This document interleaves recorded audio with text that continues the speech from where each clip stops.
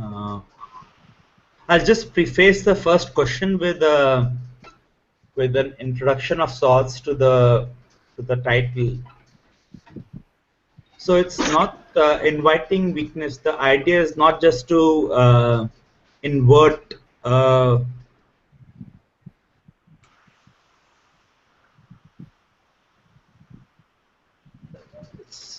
it's larger than that, at least for me.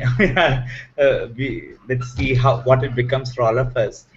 But for me, it's starting, with actually there are some points of correlation to what you were talking in the earlier two groups, where when we were talking about defense mechanisms and our need Yep. to hold on to some, we feel vulnerable or whatever, right? So we need to hold on to some basic self-perceptual facts. So I've just been curious about what if we actually, in doing so, in building up on all these defenses and in being so strong and all that, and being in such a way, are we also blocking what we need to hear from what weakness can only tell us, right?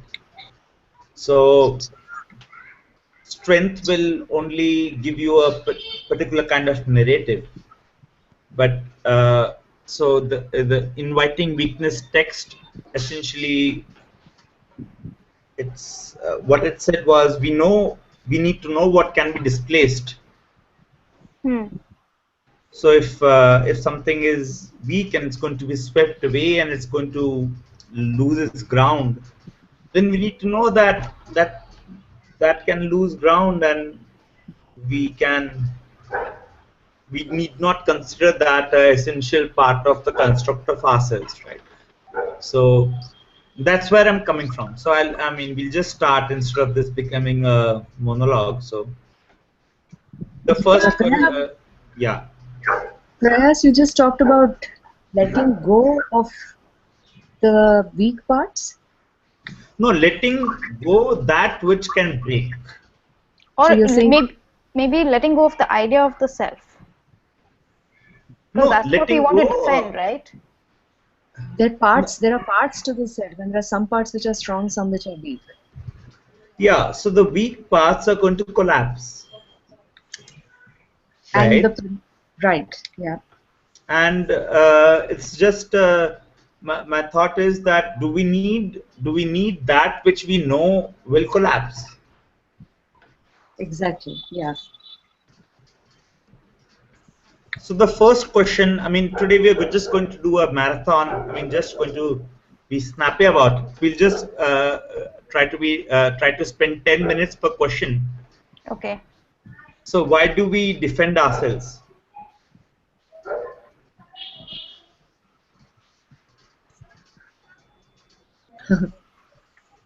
Because, like we discussed in the last conversation, that we feel a sense of threat. So you want to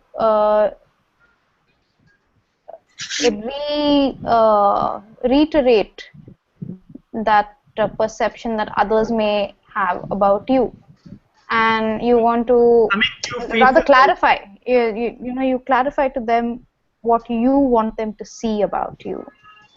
And so if it's very different from, or if it seems to have a conflict with the idea you have of yourself, then we feel that we feel vulnerable. Yeah, we feel threatened and we need to defend it. And that's because we care. If we didn't care about that person, and I think this also happens with who we defend ourselves with. If it's just anybody, if it's somebody we don't know at all, I don't know to what extent we would defend ourselves, unless it's life-threatening. At a basic level, we put up a general defense, right? So it's like at a general level, whether you are my friend or you're a stranger, at a general level there will be a certain guard that this line is not being crossed, right? I mean, there is a general defense. Right. So if there is a threat perception based on the inputs that are coming, then if that threshold is crossed, then there is a need to put up that defense. Yeah, so I mean that is just because that is just following the pattern of behavior that is kind of seems common sense to us. But I mean, there is a self-image. There is a self that we have constructed, which we use as the machine to go through our life. And if suddenly now a stone has been thrown or a wrench has been thrown into my wheel, then it's not going to move. I'm not going to be able to function. no, if you look at the other extreme, Which is? so if you're going to be very strong, right? So very strong. We're really hard-skinned. Nobody can touch us, right? And our fortress is so to say impenetrable. So, I mean, don't we lose a lot in that situation? So, I mean, I'm just trying to position these extremes that, okay, so if we are trying to be strong all the time and then we actually become strong and we become like really, we actually have evidence from the world to back up our narrative of being strong also. We have, so, you know, everything's worked out. Yeah. I mean, I do think there is something lost. I mean, I do think that by not, because the full range of potential of experience is not being experienced. If only a certain calcified structure is being employed and the rest, which we think is weak or we think is useless or fluff, if we don't experience that, then the whole range of living is lost. Yeah, so I mean that's basically where I'm thinking the interesting material might lie in the sense that which can bear an impression of the environment we are in, only that will tell us it will tell us of these impressions, right? If we are really strong, if we are in that sense opaque, then how do we even know? You know, so like when you were talking about the other, what kind of empathy will be possible or is possible between essentially very strong people? No, that's true. You won't. Very strong people or very successful people often. I mean, I don't want to generalize, but their levels of identification with struggle can sometimes be less than what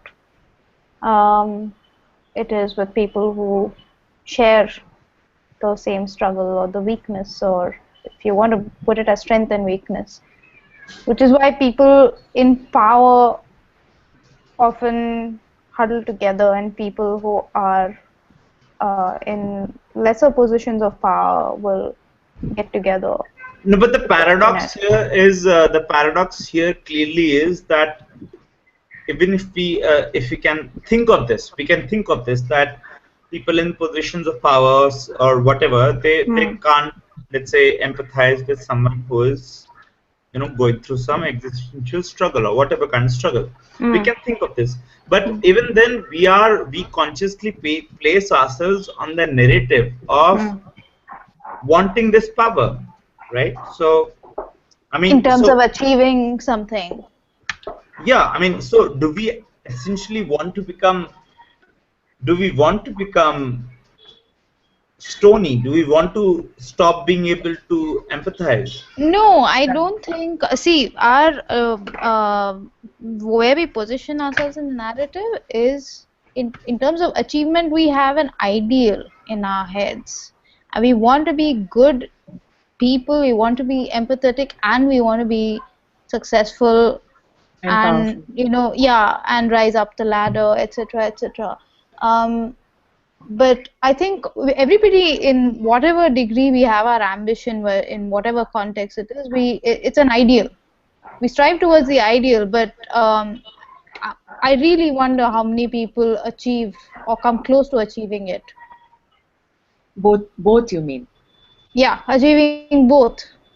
I mean, if there is a trade-off being made between, okay, do you want power or do you want to be able to listen to the sob stories of all your friends? I don't know. It seems That it's still not a gives you very. power, actually. It's but I didn't catch that. Listening to the sob stories of all your friends gives you a lot of power because you have so much ammunition. Right. I mean, ammunition to manipulate them back later, right? Yeah. No, but that is a simple trade-off. I mean, I'm sure one can assume what choice people would be making, because I don't know of anyone who has a strong narrative but a weak exterior. I think, in fact, I would know a lot of people like that who have a strong narrative and a weak exterior. Because I think a lot of people are very strong people, but they don't care to construct any kind of exterior. They just don't care to give off any kinds of airs.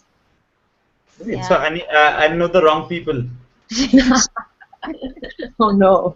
No, no. I mean, seriously, because for me, of course, I mean, my template of what I understand people do is only from people I know and from people. I mean, I know have seem to clearly have this bias where you know where even in there'll be a method to even deal with vulnerable situations. So there'll be strategies, tactics, there'll be coping mechanisms to deal with whatever life will bring to your show. Okay. So in that sense, you are fully figured out or resolved. So you'll never be left at a loss. So I mean, events or circumstances won't take you by surprise in that sense, and that means strength for me. Okay. Okay. But again, that's our perception of them, right? Like Yeah. we have it all sorted out and they're prepared for every situation, but it just could be that they react to it in a different way, or we are not aware of how they are reacting to it behind the scenes, so to say. Yeah, I mean, or is it like the template of the strong person's exterior? That template, we have not figured out how to retain your strength and still retain. I mean, we actually, I mean, I'm saying that we actually don't know what good is being weak, right? No, but perhaps there's two things. There's being strong and there is having templates to appear strong. Yeah. Right? And I don't know if all these people who appear to be strong are really, maybe they are really strong. Maybe some people are weak, but they're having a figured out sort of put together appearance. Yeah, we can ignore them. I mean, in the sense, if because we're trying to talk about an idea, we can just try to talk about things which appear to be what they are. Okay, so we are going with those that could be weak inherently but seem to have the appearance of strength. No, who are strong inherently and strong, who appear to be strong as well. Okay. Just to keep it simple, because otherwise we just have too many things to deal with. Yeah. So I mean, our second question is related to that. If you do not defend yourself, what will happen? Nothing will happen. Your image will crumble. You'll crumble. Your image. Yeah. Or crumble means crumble is a negative word. I mean, your image will shift. And that will be traumatic, right? It could be. No, but if you go through that a couple of times, then you have nothing to lose. Yeah. You won't care anymore. So if it happens a couple of times, and it takes me to this idea of there are many stories, in fact, of people in positions of power who are brought down to their knees and crumble, and it's a humbling experience. And yeah, once you reach that, then you're kind of set. Even if you do regain your position of power, you don't forget that experience. I mean, So, I'll just share something which I have experienced. Just to make it specific, what we're talking about. If we don't defend ourselves, what will happen? So when I think about not defending myself, let's say, I have had this fear uh, of not being able to complete the curve, let's say, right? So that you start talking about something and in the middle you'll not be able to really carry it through. Right. Now, at some point in my life. So uh, if you have this fear and then you really over-invest in the strength for this to not happen. Mm-hmm. So you really become you really try to become opaque to this fear, and by giving evidence of not succumbing to it, right? And then when you pull it away, so now when I'm trying to pull it away, those defenses, then And again, again I can sense that okay, yeah, I've started kind of rehearsing for lectures, which I've never done for a long time, and I've been wondering about, so I didn't need to do this last week. Why do I need to do this now? yeah, But I mean, that's basically that is where I'm coming from, because why those defenses was because in a way I was becoming opaque, or to audience feedback. You can just think about it simply as, okay, I'm not really I'm not able to tune in to what the listener is going through so much. So I need to pull away these defenses. I just need to be more vulnerable. And when right. you do that, then you are again facing that, okay, now I don't know if I'm going to be able to perform it or not. Correct. yeah. It's like an experiment. If one looks at it like an experiment of, one doesn't have to attribute color to it in the sense of crumble or defend. It's just a different way of being, where I am in a particular way which is supposed to be strong, and now I'm doing something different where I am inviting weakness. And weakness is not a positive or negative, it's just a different way of being. Yeah, it's just all the all the things that happen in you as a response to fear. So let's say there's so many things that you're afraid of, and actually what you've been suppressing all this while are all these triggers inside you, Yeah. which respond to that fear. And I've just been thinking about how that resource could be used instead of being just squashed. I agree. I mean, the key there is the fear, to just keep the fear aside and just look at it. I personally would look at it as a rational experiment, like, what if it were like this, what would happen, and see what happens. Because I'm finding it valuable to be able to understand the listener more. Yeah, yeah. But I'm not really able to make sense of what good it does to me to not be sure that I can perform. Which is a sort of vulnerability again, which is also Yeah. interesting because, sorry, Vidusha, you were saying?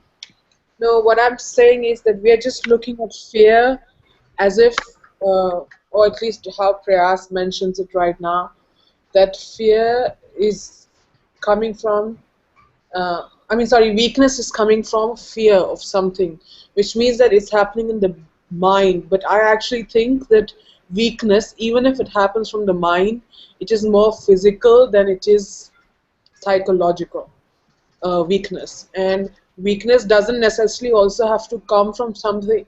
Of course, it also comes from something not knowing, and that not knowing, or the fear of unknown, or the fear of something you also know but that something that's been told to you that you need to be scared of, which is then that you become weak. So the other part, which is that something which is about to come and you need to be scared of it, it might not actually be a production of the interior, like it might not be a production of myself, but it might be a production of other stimuli. Like in the previous one, you were talking about how are we talking because it's mediated talking, like through advertisements, which was in the previous session that happened. But so that's the second kind of weakness. But what I'm talking about is the first kind of weakness. That weakness in general is produced physically, not. I don't think it's mental. Physical, in which sense? Physical in the sense that even if you think that, oh, I need to like go, like this kind of this. So let's say the idea of performing. So when you're just like you're just being, and then there is a moment where you have to go and become this performer, and so that kind of in between space that happens, and that space is physical. It's not mental. And you might actually be confident, but still that kind of change that is going to happen or whatever. Or sometimes, when you're like getting a doctor's report and it's actually supposed to be like some kind of a big issue or whatever, you're just like crossing your fingers. So those crossing your fingers, these are all like physical things, like something's happening in the stomach. So all kind of like phrases. So you are saying that physical in the sense like stamina. You are saying that it's about things like stamina, or like the butterfly in my stomach, like all those kind of things are physical expressions to what weakness is. It's like instinctual. No, I'm wondering if what Vidisha is saying is she's narrowing it down to the act. That weakness lies in the act of performing, and when we are not able to do something that we would like to do, it's about also a physical inadequacy, or we feel that inadequacy both physically. Involuntary. Yeah. It's happening bodily. Yeah, like it's like the butterfly in the stomach thing is like it's the adrenaline or whatever that's flowing because of the anticipation of something happening, which is what normal to us. Yeah. Well, that's interesting. I never thought of it that way. So, how would you consider your physical model of weakness? With the third question, how would you match it with that? Which is, I'm really trying to think if legacy is weakness. Is your legacy your weakness? So what you have done before, your history, is that in fact what pulls you down and becomes your weakness? Just now my mother had something to say, which was relating to the earlier question, we defend ourselves because we need to prove something, and to prove something, that means it's like leaving a legacy. I'm proving myself, and that remains as me, which I need to show to the others. This is me. This is what I'm leaving behind. I'm proving to you all that this is what I am. So to your question of what was your question just now? Yeah, so is your legacy in fact your weakness? So it's because I want to leave something behind, it's because I want to actually demonstrate conclusively or prove whatever that I am in fact this. It's because I have that axe to grind that I'm actually vulnerable. Legacy is a construct. Yeah. But it's also a need. It's a motivation for living. Yeah, but you are constructing history, right? And history, you can attempt to construct history, but you will never be constructing your own history. True. But you think you are. It's again like creating that image for yourself. I mean, you think that if you say your story in your own way, then others won't say it for you. I think it's, but I mean, then one is looking at it that the weakness or which is produced by fear is coming because one is scared of losing or like failing. Because if like, but it's so strict. And now then I was thinking that what if the legacy is basically constructed on the fact that I'm going to fail, like that, oh, this person always fails. So then the fear is it's like the fear of then succeeding, because then it's like, oh, now he's not challenging enough and now he's not cool enough because what he did was successful. So I think, so I mean, I'm just looking at fear not just of winning but also fear of, oh sorry, not the fear of not losing but also fear of winning. Also the lack of a legacy. Supposing you don't have a legacy, you haven't done anything that creates this idea of a legacy, then that itself is in some way going to be an obstacle in wanting to create one, because it's about self-belief. You haven't done anything, so why do you think you're going to do it now? Or you have done so much but you haven't been able to tell the world that you have done it. That's another thing. Or if the other end is you've done something fantastic at one point and you're just not able to do it again, and so you're like, what did I do then that made it click that I'm not able to do now? I mean, which brings me to Alexander, right? So, I mean, if you really make your milestone or what you're setting out to do, if you really peg that on the making history, on the act of making history, so in the sense, so like Alexander, so it really made it like, okay, I'll conquer the whole world, and then he set about to do that, and that's the only reason, principally, that's the only principal reason why history even remembers him, that he conquered the whole world. His goal was to create a legacy. Yeah, so. Or was it? Anyway, that's beside. I mean, that's a narrative. That's a narrative that he wanted to create. So what was Alexander's weakness? No, but what happened with Alexander was also when he actually didn't conquer the whole world, and there is this kind of now the act of like mythology and the act of imagining. So and this is like where the idea of mythology of the East meets West, especially in the story of Alexander, because when Alexander came to like on the Indian subcontinent, and then he met, forgot the story entirely. Porus. And then Alexander, and that person was just like very saintly and sitting, and then Alexander's like, oh, I need to achieve this.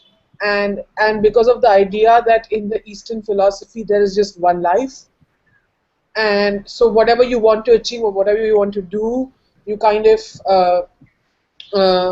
do it in that one life that you have. But when it comes to the Eastern, I'm so sorry, I just confused the two. But when you come to Eastern or Indian mythology, where it says that you have 7 lives, so which means I can sit on my ass and I will just do something next life. So the idea of legacy and winning within that field, I mean, all those things are, I mean, the ambition is also defined by those things. I mean, yeah, and what Malika was asking, so in that sense, what was his weakness when he wanted to construct this legacy?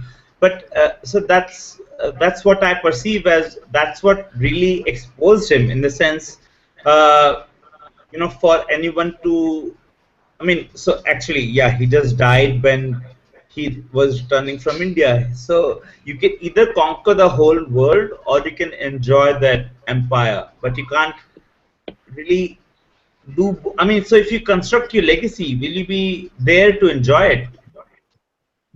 Well, it depends on the ambition. See, in terms of Alexander, maybe I think the strength that one sees in his weaknesses, in his ambition, that if somebody says, oh, I want to conquer the whole world, in all likelihood people will laugh at them and say, don't be silly. And that itself is the weakness. That is a weakness, and yeah, and I think it maybe we should look at a weakness in terms of a dream, you know, where I mean, you can have your it's dream. I mean, for real, actually, we are when we are talking about weakness, we are correlating it to our what we have spoken about in interactive studies about the trickster and the trickster's desire, which lays lays him, the trickster, vulnerable to being tricked again. So, but if you don't go into that loop, that No, there's no loop here. So it's just about having what somebody else may not see as your strength, they may see as your weakness. So what may appear as a foolish idea to somebody else or to most people is actually what Alexander might have capitalized on and went ahead in trying to conquer the whole world. Now, it's a different story that he didn't manage to do it or he didn't manage to complete it. But what he did achieve while he achieved it, I think gave him power. No, but actually, for me, what stands out is exactly that when you construct legacy, can you ever do it? And when if you do try, then in that construction of your legacy itself, they will so what do you end up achieving? So if it's really history, then you can't have written it, and if you did write it, then is that history? Why isn't it history if you did write it? Because there is no author, right? History, history is in a way the empirical record of time, which which is in that sense the victor's history belongs to the victor, right? Yeah, you create a legacy. So you did something. Yeah. And that's history. Right. I mean, by living itself, you're creating a legacy. Whether regardless of what you do, yeah. But how history remembers you is something that depends on which side you fall. I mean, but then history doesn't remember people singularly either. I mean, it's a pity that history books tend to portray a singular story, but in actual fact, there are many stories to each version of history. And whichever is the strongest perception at any context, that one wins in that context. So is there really a weakness here? And then something that's unheard of will pop up, and that will become very strong simply for the fact that it's been unheard of. So your attempt to construct a legacy will not hold you back. I mean, that's what you're saying. I mean, that could drive you, right? Like it could drive you to do something. Yeah, but it won't hold you back. It from doing from doing something that, for example, that doesn't fit the narrative of the legacy you're constructing. I mean, you might intend to construct a certain type of legacy, but because of your need to construct a certain type of legacy is driving you, instead of actually constructing, you are constructing something else. Yeah, constructing a jail for yourself. It could be. I mean, could be a matter of habit. Then you're constructing habit, and it became a habit for Alexander to just wander about trying to conquer. So our concluding question for this session is what I came up with first, actually, but I kept it for the last. Is so weakness is the tool. Whom will you attack, and whom will you surrender to? So if weakness is a tool. Yeah, so I've just taken the if out. But if weakness is a tool, yes, then whom will you attack and whom will you surrender to? In the sense, yeah, so whom do you extend your strength to? And using weakness. Why should you choose whom you attack and whom you surrender to? You surrender to the weakness. Yeah, so in the sense, projecting ourselves as vulnerable in situations is also very profitable, right? Yes, it is. So it's just whom we are weak, whom do we surrender to, and whom do we, put up a defense with? Whom do we fight and whom do we surrender to? That's the only choice. It's not, I mean, the choice is not that we are going to be, you know, we're not going to surrender to anyone or that we are going to fight everyone. It's just choosing one way or the other. It depends on the narrative that's going on, I think. I mean, there is a narrative I've constructed for myself. This is who I am. This is what I do. This is who will help me. I mean, this is who I can open up to. This is whom I can surrender to. And this is who I cannot surrender to. Whom can I be? Whom should I appear to as strong? Whom can I appear as weak? It depends on the narrative of my legacy, or it, you know, if I'm trying to construct a legacy, or on the other hand, just my being of what I'm doing. Could also depend on my identity of who I am. Yeah, what if you don't think of the people you're surrounded by, your environment, but simply to the idea itself, that you surrender to the idea of weakness?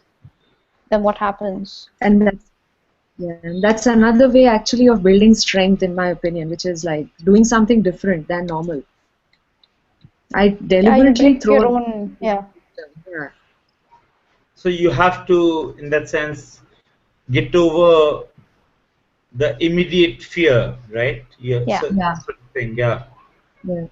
But Malvika, so when you do that, when you give in to the idea of weakness, yeah, what does that, when you surrender to that, then doesn't it change everything? Not everything, but I think it's for the moment. The operating rules. I mean, but you want it to change. That's why you did that.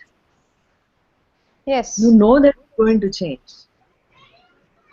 You know that, you know, you want something to happen. You want an event. You want a trigger. And you give the trigger. But the intent is you want it to change.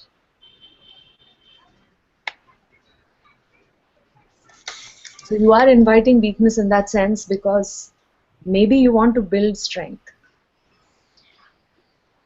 Or you want to see, for me, I think it's, I can't look at these things in terms of polarities anymore, because yeah, what is strength, what is weakness? Exactly. So I think if you look at weakness, if you surrender and you say, yes, I'm going to be vulnerable, it may open up, you know, windows to something that you hadn't seen before. Exactly. Or it may give you a different idea, understanding of what power is or what strength is in itself, and you may think, you may come to a realization that what you were fearing is after all not so bad. Maybe you understand fear better. Right, and also you could understand the perspective of the weak better. So Yes. If you deliberately become weak, you are going into a new place, and that can help you either to help the other person or manipulate the other person. Yeah. I mean, yeah, at least it will take away one of the filters, or let's say it will unmute your existence to a certain degree. So where you think that all was sorted, you will realize that there is another hell to deal with. Or there is another heaven to experience. Like I was saying earlier, to live fully.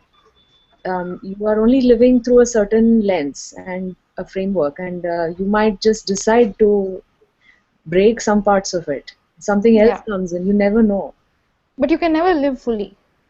That is true. I mean, whatever to your capacity, your potential. Yeah. If that is your goal. It's also probably just identifying that you are weak is also a big strength in itself, I suppose. Yeah. Yeah. You know, if you have, I mean, in the sense that you will guard yourself, or no, that you're more aware of yourself, you know, so you know you're weak. right. So, and it's also an assertive position, and the moment you get into an assertive position, it gives you a sense of strength. You say, I am weak, and the very fact that you can say that means that you already know what you are, and it puts you it's better than saying I don't know what I am. No, but not letting that moment switch into strength, like you just said, right? So when you are aware of it, it will switch into some kind of strength. But I mean, at least for now, I think what I'm trying to hold together as a thought is it at all possible to just stay with what you identify as weakness and just stay there, but not necessarily, guard it or counter it with something that You can definitely consider. observe it. That would be a very good state to be in, actually. Yeah, I mean, or at least you can then decide a course of action, or it's your choice. At least you're aware of what is going on. Yeah, I mean, you are at least getting the enhanced input then. Yes.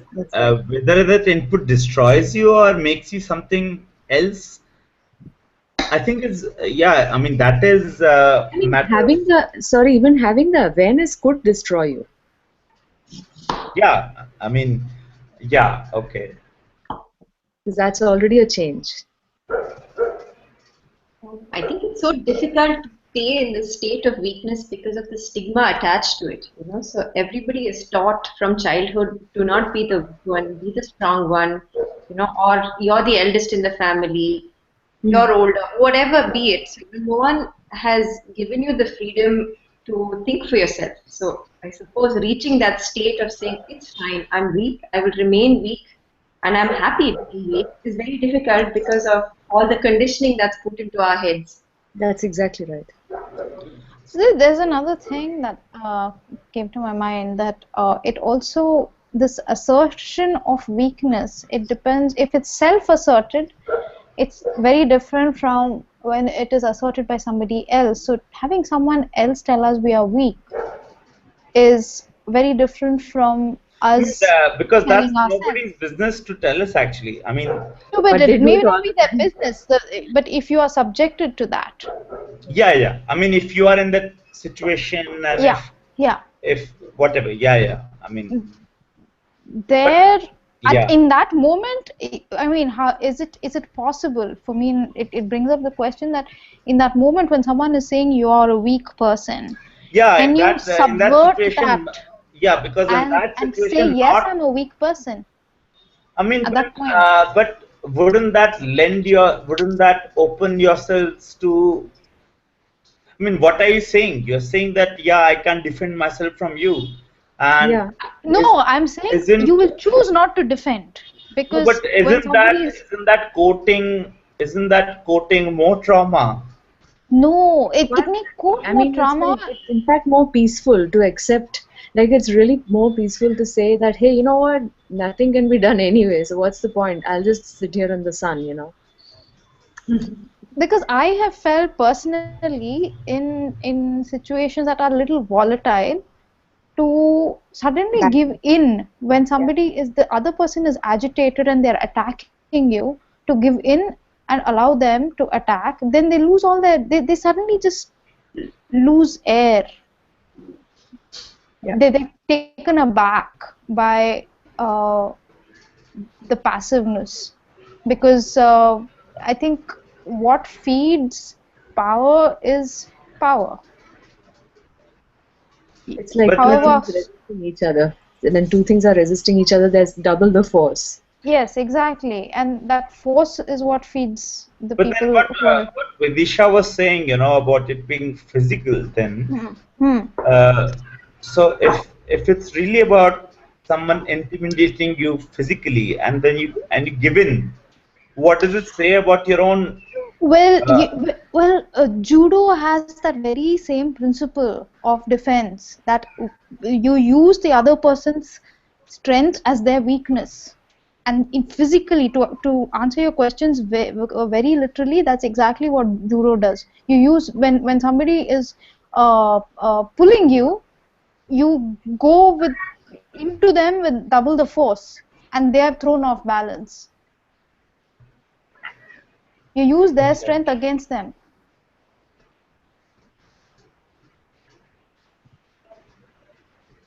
Right. So it's an invited weakness in a different way. Yeah.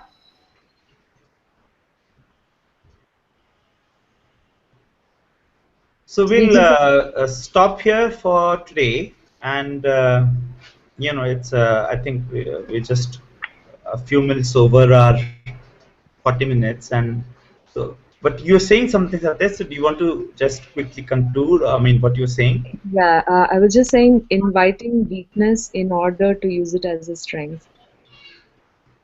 Yeah. Right. Without it aligning with the narrative of strength, which you might want to. I mean, you know, these narratives we need to Yeah, be. no. Yeah. Yeah. Great. So Alright. I hope you guys you can join us tomorrow. Vidisha, Kritika, I hope it's possible, and Malvika, Satya. I hope you Yes. guys are here. Yeah, and see you. Thank you. See Thank you you. for joining. All right, thanks Bye. everyone. Bye. Bye.